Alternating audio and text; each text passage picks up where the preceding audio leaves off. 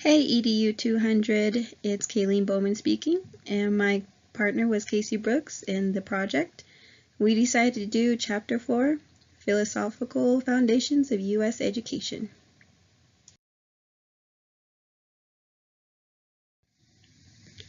As you know, we learned about philosophy in this course. We found out that it is a major part of our teaching, but why? Philosophy helps teachers to understand how their values and beliefs impact how they teach and how political forces change schooling. By understanding the past and the future of philosophy in schools, you can better judge the effectiveness of changes that come along in your teaching.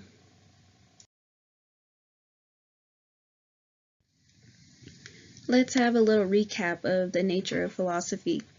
Philosophy's goal is to identify the truths about knowledge, being, and life. Philosophers of the past and present use prudent techniques to answer the many questions of the world. The word philosophy stems directly from the Greek word meaning love of wisdom.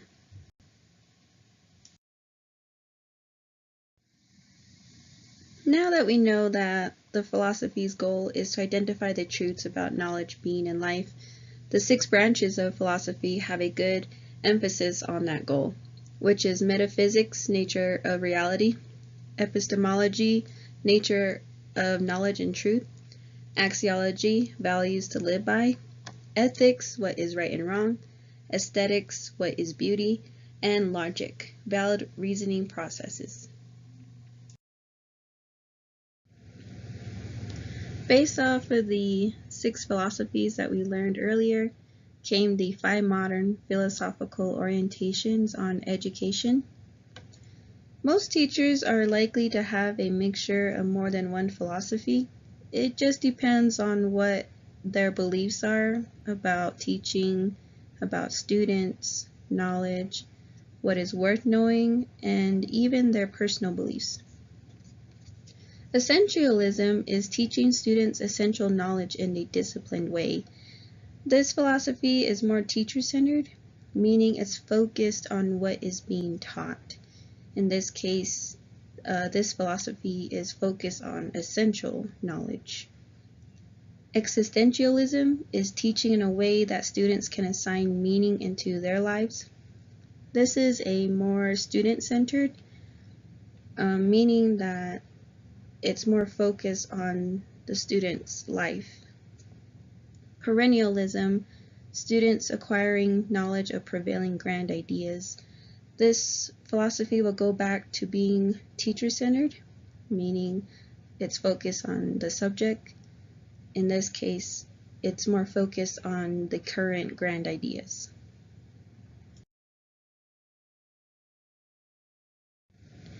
Continuing with our 5 modern philosophical orientations, progressivism, the thought that education should be made around the student's needs. This is an interesting philosophy because the student's needs could be either teacher-centered or student-centered. A teacher can have a philosophy thinking that they know what a student needs, along with student-centered, that is focused on a student's needs too, based off of their life and what knowledge they should have.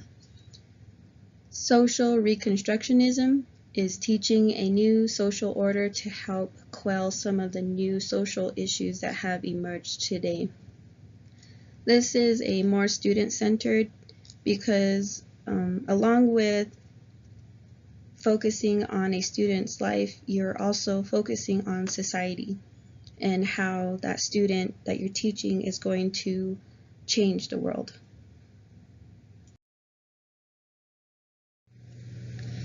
The interesting thing about education is that there are lots of points of views and how they are constantly changing education. The philosophies that we mentioned before all came about from a psychological view as well. The 3 psychological orientations that influence teaching philosophies are these 3 main psychological orientations, which are humanism, the thought that children are inherently good and that teaching should focus on the student's needs and wants. For example, you might have heard parents or a teacher say like, "Oh, your student is so good. I wonder who she got it from." And the mom might joke and say, "Oh, she got it from her dad or she got it from her grandma."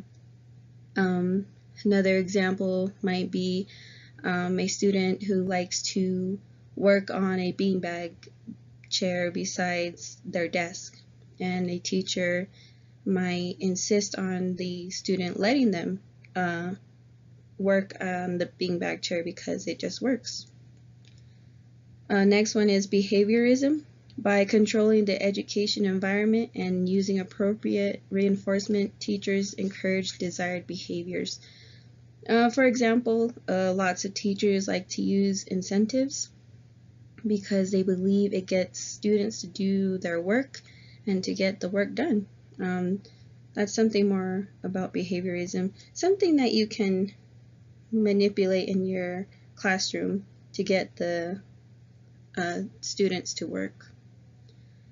Last one is constructivism, the view that students should be constructing their own meaning from the education they receive. This is more about how a student learns and how they use mental processes to remember what they learn and how they use it. For example, some of you may remember "Please excuse my dear Aunt Sally," the acronym for Order of Operations.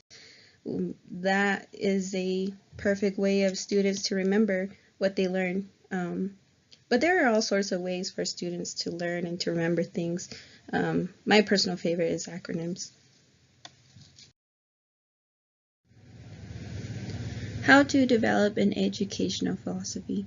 So in Chapter 4, we learned about all these helpful philosophies to help guide our teaching when we become teachers. As mentioned earlier, it is very common, and we encourage to identify more than one educational philosophy. It is extremely helpful to have an eclectic set of philosophies to delve into when teaching. There are helpful philosophic inventories that can be taken if it is difficult to choose between philosophies. For example, how we did our Venn diagram earlier in the semester, that was pretty helpful to see the connections between different philosophies and to be able to identify what those philosophies are and how they could help us in teaching.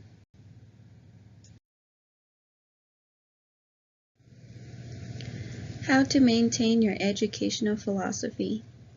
As a teacher, it is important to always strive to expand your knowledge of teaching and to answer basic philosophical questions.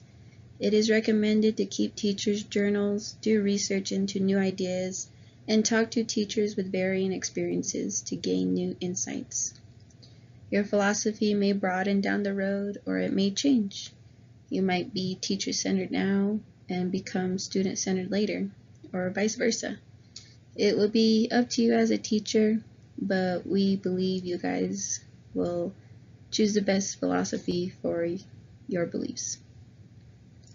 That is the end of our Chapter 4 presentation. Thank you guys, and we hope you enjoyed.